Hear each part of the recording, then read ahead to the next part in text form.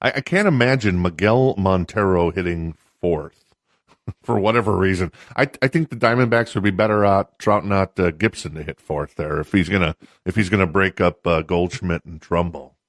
Well, absolutely, and I mean, it's hard to imagine, but it depends on, I think, who gets hot. Martin Prado is one of those guys that doesn't get a lot of super sexy numbers that he puts up on the board, but he gets on base a lot. He gets a lot of, he's consistent. He's a really good hitter, but it's just, again, it's nothing flashy. So we could see him this season, hit behind Goldschmidt. I wouldn't be surprised in certain situations. I personally would like to not see anything but Goldschmidt-Trumbo combo, and you got Aaron Hill, you got A.J. Pollock probably leading off. I mean, there's a lot of different combinations, but going back to what you said, Miguel Montero definitely has been, at least last season, the low spot for this team because they gave him a huge contract, and for him to perform like he did last season, that's always hard to see. It's sometimes you wonder if it's coincidence, or sometimes you wonder if those big contracts affect players and their ability to play at the same level that they did before they got that contract. But Montero had some pretty bad back issues last year, and speaking as someone that can't even go to work for 8 hours and sit at a desk with a bad back, I can only imagine swinging a bat and sitting in a crouch position for 9 innings. So maybe you should catch then. I know that's not what you're saying, but maybe we should put you to work put you to work, man.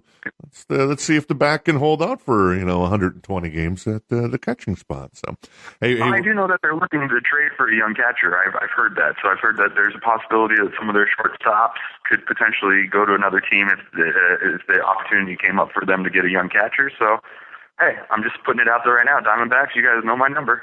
Call me. I'm here. How about we give you Joe Mauer? We'll take Paul Goldschmidt. No. I'm going to go ahead and reject that trade without even consulting with my team. Oh, come on. He's not a bad player, and I like his hair, but I have to say that Paul Goldschmidt definitely seems to be that guy. He's one of those players, man, that there's something special about him. He seems like he's been taken right out like 1952. There's just something so naturally wholesome and old school about him, and he might be one of those guys that just is smart enough to basically say the right thing at all times and act the right way. There are those guys that have that amazing ability, but there's just something tremendously it's like Goldschmidt should be playing with DiMaggio and making the decision on if he needs to leave to go to war or something like that. It's crazy. Really? Is that type of guy cool? That's refreshing. He's a cool guy. Hey, it's TC, everybody. Thanks for listening to this clip from the show. To hear the full show, click the link below or visit sportsnot.com/podcasts. Or here's an even better idea. You can subscribe to the show for free in iTunes or on your iPhone or iPad at sportsnot.com/iTunes.